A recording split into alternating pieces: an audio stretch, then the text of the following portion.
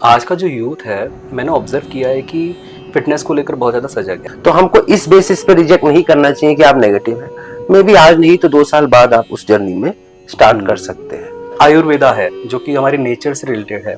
क्या वो और योगा एंड मेडिटेशन क्या ये कनेक्टेड है? Ayurveda is a science of our body. जब ये वेस्टर्न साइंस नहीं आई थी तब से ये आयुर्वेदा चल रही है। मतलब जब आप फिज़िकली फिट हो, सिक्स पैक्स है आपके और आप मतलब दिखने में आप बहुत सुंदर हो गए हो, बट शायद आप कहीं न कहीं मेंटल लेवल पर कुछ कमी है कि आपको साइकियाट्रिस्ट की हेल्प की ज़रूरत पड़ती है। तो आपके हिसाब से क्या रीज़न है इसका?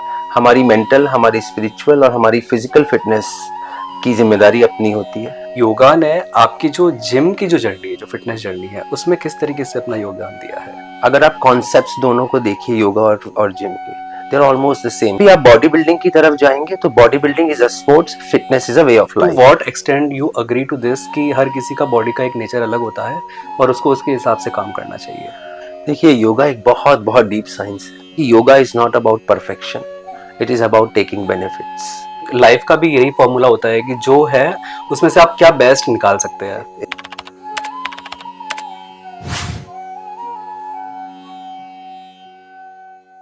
मुझे ऐसे लोग बहुत पसंद आते हैं जो दीन दुनिया में रहते हुए भी इससे परे सोच सकते हैं, जो जिम में तेज रफ्तार का वर्कआउट करते हुए योग में शांति से ध्यान लगा सकते हैं, जो अपनी बॉडी पर ध्यान रखते हुए भी मन को कंट्रोल करना जानते हैं। सो नमस्कार, this is Dilip Soni, welcome to the Vakya. आज मैं जिनसे बात करने जा रहा हूँ उनका नाम है करण। करण के बारे में अगर मुझे एक लाइन बोलनी हो तो वो होगा कि Karan is a blend of both body consciousness and soul consciousness. तो करण से बात करते हैं। नमस्कार करण, कैसे हैं आप? नमस्कार दिलीप, मैं ठीक हूँ। आज बहुत अच्छा लग रहा है कि आज फाइनली हम लोग यहाँ बैठ के चर्चा पे आज शूट कर रहे हैं।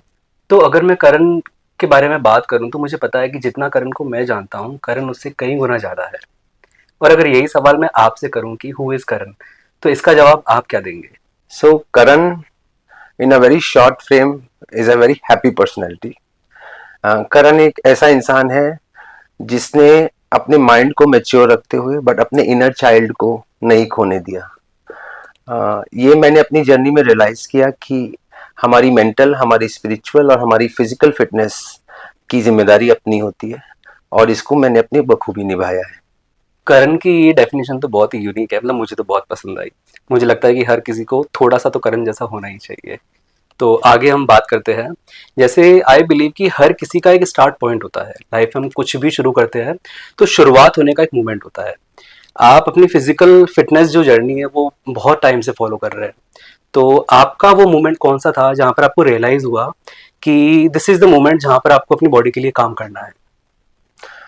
हम मेरे हिसाब से, जहां तक मुझे याद है, कि मैं अराउंड 24 साल का था।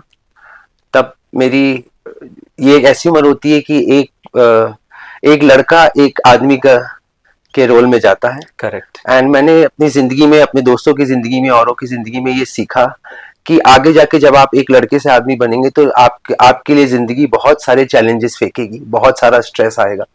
तो जैसे कि युद्ध में हम जाते हैं और पहले से हम सारे इक्विपमेंट लेके जाते हैं, तो मैंने तभी रियलाइज कर लिया था कि अब मेरी जिंदगी युद्ध है आगे, उसके लिए मुझे फिजिकली फिट रहना बहुत जरूरी है। सो उस पॉइंट से मेरी जिंदगी चालू हुई फिटनेस की। मतलब आई रियली अप्रिशिएट कि बहुत यंग एज में आपने ये रियलाइज कर लिया, जहाँ पर मतलब और अब ये शायद आप काफी साल पहले की बात कर रहे हैं, आई गेस 20 साल पहले, हाँ, बीस राइट, साल if I am not wrong. Right. तो मतलब 20 साल पहले जैसे कि रिसोर्सेज बहुत लिमिटेड हुआ करते थे, जहाँ पर जिम के लिए कोई इतना अवेयरनेस नहीं थी, या अगर कोई जिम है भी तो इक्विपमेंट्स नहीं थे, मशीन्स नहीं थी। तो क्या आपको ये चैलेंजेस फेस करने पड़े थे? देखिए, मैं बचपन से ऐसा ही बच्चा रहा हूँ कि मैं जब बच्चा था तो मुझे कोई फैंसी टॉयज अट्रैक्ट नहीं करते थे। तो ऐसे ही जब मैंने अपनी जिम की जर्नी चालू करी, बहुत उस समय बहुत बेसिक फैसिलिटीज होती थी जिम की, आजकल जैसे बड़े बड़े ब्रांड्स नहीं होते थे। तो हमने उसी से स्टार्ट किया अपनी जिंदगी। एंड मैंने बखूबी उसको एंजॉय किया है, क्योंकि मैं हमेशा देता हूँ कि जो आपको लाइफ देती है उसको एंजॉय करना चाहिए, कंप्लेन नहीं करना चाहिए। आई थिंक ये फिटनेस का एक फॉर्मूला भी है कि अगर आप कंप्लेन ना करें और जो आपकी ग्रोथ हो रही है, जो आपकी जर्नी है, उसको एंजॉय करें, तो आप ज्यादा सेटिस्फाइड रहेंगे। हाँ, बिल्कुल आपने सही कहा। और आई थिंक लाइफ का भी यही फॉर्मूला होता है कि जो है उसमें से आप क्या बेस्ट निकाल सकते हैं। तो एग्जैक्टली ये exactly. मुझे बहुत अच्छा लगा आपका। आज का जो यूथ है, मैंने ऑब्जर्व किया है कि फिटनेस को लेकर बहुत ज़्यादा सजग है। अब यहाँ पर फिटनेस से उनके लिए डेफिनेशन होती है कि फिजिकली आपको फिटनेस होना है, बहुत अर्ली एज में वो लोग जिम जा रहे हैं। At the same time recently कुछ ईयर्स में मैंने नोटिस किया है कि जितना ज़्यादा वो जिम की तरफ जा रहे हैं उससे कई गुना ज़्यादा वो साइकियाट्रिस्ट के पास जाने लग गए हैं। तो मैंने ये नोटिस किया है। तो आपके हिसाब से क्या रीज़न है, मतलब जब आप फिजिकली फिट हो, सिक्स पैक्स है आपके और आप मतलब दिखने में आप बहुत सुंदर हो गए हो, बट शायद आप कहीं ना कहीं मेंटल लेवल पर कुछ कमी है कि आपको साइकियाट्रिस्ट की हेल्प की ज़रूरत पड़ती है। तो आपके हिसाब से क्या रीज़न है इसका? हाँ जी दिलीप, आजकल की जो यूथ हम देख रहे हैं कि वो अपनी फिजिकल अपीयरेंस, फिजिकल फिटनेस के ऊपर ज्यादा ध्यान दे रही है, और जैसे जैसे जिंदगी आगे बढ़ती जाती है वो लोग अपनी मेंटल फिटनेस के ऊपर ध्यान नहीं देते हैं। तो आजकल आप देखिए साइकेट्रिस्ट, मेंटल हेल्थ डॉक्टर्स की कितनी डिमांड बढ़ गई है और लोग लाइन लगा के वहां पे खड़े होते हैं। राइट। सो आई थिंक ये हमारी रिस्पॉन्सिबिलिटी है कि हम अपनी मेंटल हेल्थ का भी ख्याल रखें। तो उसके लिए यूथ को इस पे फोकस करना पड़ेगा। क्योंकि वही है ना कि आप फिजिकली तो फिट हो गए हो बट आप शायद मेंटल वाली चीज़ों को आपको पता भी नहीं है कि ध्यान रखना होता है। और लाइफ में जैसी कुछ चीज़ आई, कुछ सिचुएशन आई, आप परेशान हो गए और आपको लगता है कि कोई काउंसलर चाहिए या बाहर का कोई इंसान चाहिए जो हमारी हेल्प करेगा। Right. I think this is the big reason I कि think a proper balance of mental and physical physical health health is very very important which in is body. Very much required right. These days. So Karan, there are proven results कि किस तरीके से योगा ने लोगों की life को change किया है इन अ वेरी पॉजिटिव वे। आपकी भी लाइफ को चेंज किया है, लेकिन योगा ने आपकी जो जिम की जो जर्नी है, जो फिटनेस जर्नी है, उसमें किस तरीके से अपना योगदान दिया है? देखिए, योगा एक बहुत बहुत डीप साइंस है। अगर हम बैक जाते हैं तो जो अष्टांग योगा है उसके आठ आठ लिम्स उसको बोलते हैं, 8 पार्ट्स हैं, 8 स्टेप्स हैं। सो आई थिंक अगर आप कॉन्सेप्ट्स दोनों को देखिए, योगा और जिम के, they are almost the same. Yoga में हम बोलते हैं connect your body, mind and soul. Gym में हम बोलते हैं muscle mind connection. Muscle mind connection क्या है? जब आपकी मसल्स, आपका माइंड कनेक्टेड होगा, आपकी ब्रेथ जो उसको कनेक्ट करेगी, तभी आपको इफेक्टिव गेन्स होंगे। वही चीज योगा में भी है कि जब आपका माइंड, बॉडी और सोल कनेक्टेड होगा तो आप यूनिवर्सल कॉन्शियसनेस की तरफ बढ़ सकते हो। So I think the base of the both of them remains the same. बस ये है कि उसको समझने का तरीका शायद अलग है। बिल्कुल। और जिम जाने वालों के लिए वो इजी है कि वो मसल्स को लेकर समझे उस साइंस को, तो उनके लिए वो इजी हो जाता है। और राइट। योगा जाने वालों के लिए अगर आप Exactly. एनर्जी या उस तरीके से कनेक्ट करते हैं तो वो इजी हो जाता है। अच्छा Karan, I have seen so many videos of you over Instagram जिसमें आप कुछ नेचुरल जो जगह है, जैसे पानी है या फिर बहुत सारे पहाड़ है या बहुत सारी हरियाली है, उसके बीच में बैठकर आप मेडिटेशन कर रहे हैं, योगा कर रहे हैं। तो क्या इन चीज़ों का फ़र्क पड़ता है? या फिर अगर मैं आपसे क्वेश्चन पूछूं कि आयुर्वेदा है जो कि हमारे नेचर से रिलेटेड है, क्या वो और योगा एंड मेडिटेशन क्या ये कनेक्टेड है? देखिए, सब इंटरकनेक्ट, ये एक ऑकल्ट साइंस है, ये एक बहुत पौराणिक साइंस है। Everything is connected to each other. Ayurveda, जैसे आपने बोला, ऑफ कोर्स कनेक्टेड है हमारी बॉडी से। Ayurveda is a science of our body. जब ये वेस्टर्न साइंस नहीं आई थी तब से ये आयुर्वेदा चल रही है। सो आई थिंक आयुर्वेदा को अपने डेली रूटीन में लाना और आयुर्वेदा को योग रूटीन में लाना, आयुर्वेदा को जिम रूटीन में लाना, which is very very new concept, अभी लोगों को पता नहीं है। जैसे हम जिम में बोलते हैं कि आयुर्वेदा क्या कहता है, पहले आप अपनी प्रकृति को जानिए। जो भी आप अपने प्रकृति के साथ करेंगे, उसकी तरफ करेंगे, तो वो आपको रिजल्ट्स जल्दी देगी और बेहतर देगी। अगर आप अपनी प्रकृति से कुछ अगेंस्ट करते हैं, हमने कोविड में देखा, हम प्रकृति के अगेंस्ट गए तो क्या हाल हुआ हमारा। So, ऐसे ही जिम में भी अगर लोग अपनी प्रकृति को जानने लग जाएं, अपनी जीन्स को समझने लग जाए, अगर आप वेस्टर्न साइंस में उसको बोलते हैं, अपने नेचर को समझने लग जाए, हमारी बॉडी कैसे रिएक्ट करती है डिफरेंट थिंग्स से समझने लग जाए और उस हिसाब से उस जर्नी पे जाएं, I think results will be 100 times much more faster and effective. जैसे हमने यहाँ पर प्रकृति की बात करी है और आपने बहुत सही चीज़ बोली कि इंसान अगर अपनी प्रकृति जान जाए तो उस प्रकृति से भी कनेक्ट कर पाएगा। यहाँ पर मुझे एक बात याद आती है कि इंसान 5 एलिमेंट से ही बना हुआ है, जो बेसिकली प्रकृति ही है।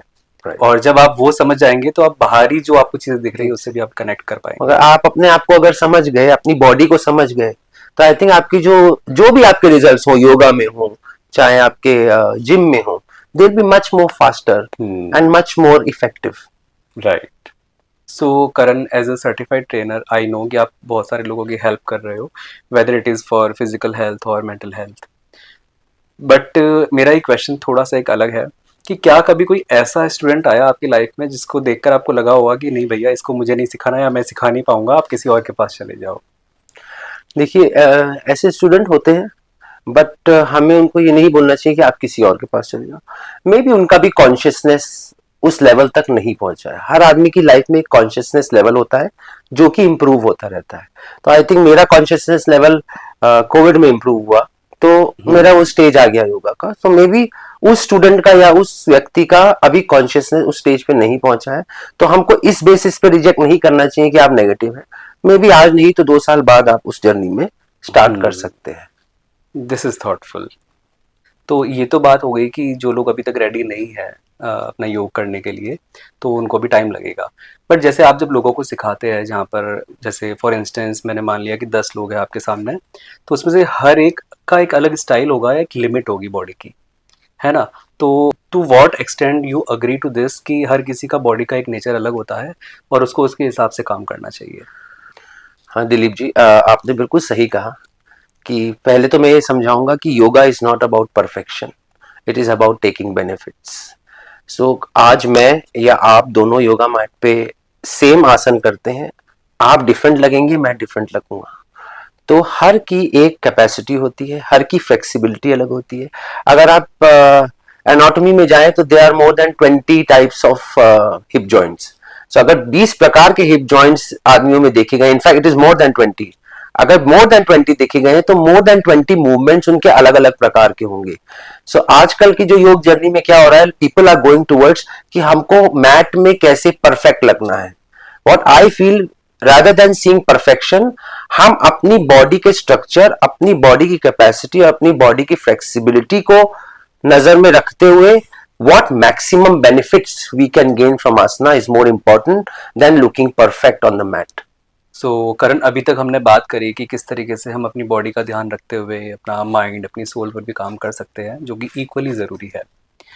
अब क्योंकि ये पॉडकास्ट जस्ट एंड पर ही है, तो मैं आपसे एक जवाब जानना चाहूँगा कि एज अ योगा ट्रेनर या एज अ जिम ट्रेनर तो आप काफ़ी अच्छा काम कर ही रहे हैं, बट बड़े लेवल पर आप क्या देखते हैं कि करण के फ्यूचर प्लान्स क्या है, फ्यूचर गोल्स क्या है, या फिर वो सोसाइटी के लिए अपना क्या कंट्रीब्यूशन देना चाहते हैं? जी Dilip, there is a saying in English कि I want to live the life not at its length but at its width.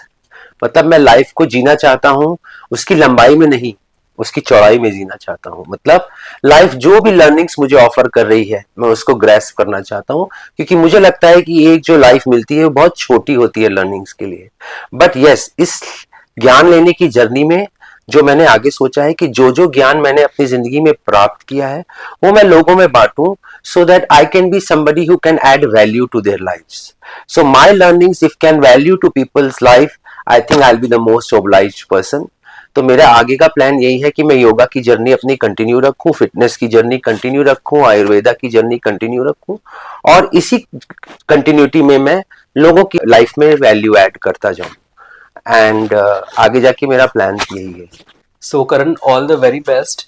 आपके जो भी गोल्स हैं, हम बहुत दिल से चाहते हैं कि वो गोल्स आपके पूरे हो, लोगों को आप हेल्प करें। और अगर आपके कोई भी सवाल हो फिटनेस से रिलेटेड, चाहे वो मेंटल हेल्थ हो, फिजिकल हेल्थ हो, योगा हो, जिम हो, कोई भी सवाल हो, आप करण से डायरेक्टली बात कर सकते हैं, उनको मैसेज कर सकते हैं इंस्टाग्राम पर। और हमसे जुड़े रहने के लिए बहुत बहुत धन्यवाद। और करण, बहुत अच्छा लगा आपके साथ में, तो जल्दी फिर जुड़ते हैं कुछ इंटरेस्टिंग फैक्ट के साथ में। थैंक यू दिलीप, आपने मुझे यहाँ पे इनवाइट किया इस पॉडकास्ट में, एंड मुझे एक मौका दिया कि मैं दुनिया के सामने अपनी लर्निंग्स को, अपने विचार को रख सकूं। एंड आई थिंक हम मिलते रहेंगे। बिल्कुल बिल्कुल, 100% मिलते रहेंगे। And thanks to you for watching us on the Vakya. Stay tune, stay connected. Thank you.